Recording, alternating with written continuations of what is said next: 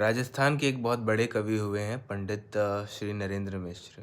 उनकी एक कविता है, आप सुनिए, आनंद आएगा। उसकी कुछ पंक्तियाँ मैं सुनाऊंगा अभी, और कुछ धीरे धीरे कुछ कुछ पार्ट्स में मैं आपके सामने रखूंगा। तो शुरुआत की कुछ पंक्तियाँ इस तरह हैं। पद्मावती मूवी देखी होगी आपने, उससे बेस्ड है। तो कहते हैं कि दोहराता हूँ सुनो रक्त से लिखी हुई कुर्बानी, जिसके कारण मिट्टी भी चंदन है राजस्थानी।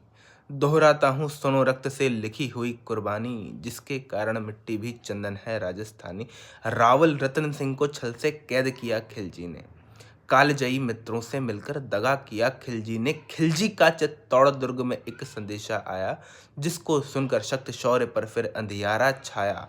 10 दिन के भीतर न पद्मिनी का डोला यदि आया, यदि न रूप की रानी को तुमने दिल्ली पहुंचाया, तो फिर राणा रतन सिंह का शीश कटा पाओगे। शाही शर्त न मानी तो फिर पीछे पछताओगे।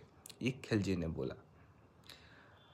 अब आगे, यह दारुण संवाद लहर सा दौड़ गया रण भर में, यह बिजली की तरह क्षितिज से फैल गया अंबर में। महारानी हिल गई, महारानी हिल गई, शक्ति का सिंहासन डोला था सतित्व मजबूर, जुल्मी विजयी स्वर में बोला था।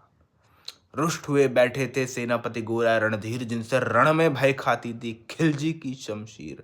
अन्य अनेकों मेवाड़ी योद्धा दल छोड़ गए थे, राणा की संधि से नाता तोड़ गए थे।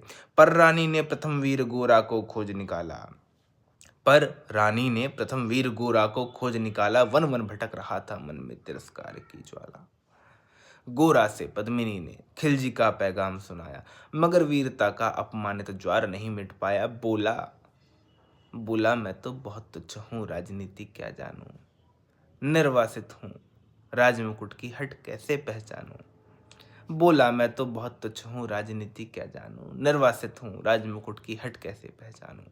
वो ऐसा इसलिए बोल रहा था क्योंकि उसने मना किया था राणा को कि आप पद्मिनी खिलजी को मत दिखाइए। तो उसने, राणा ने बोला कि तुम क्या जानते हो राजनीति कूटनीति, बीच में मत पड़ो, ज़्यादा हर बार बीच में बोलते रहते हो।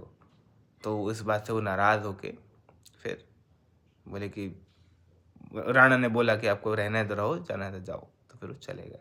तो अगला आप अगले वीडियो में सुनेंगे। ठीक है, नमस्कार, थैंक यू।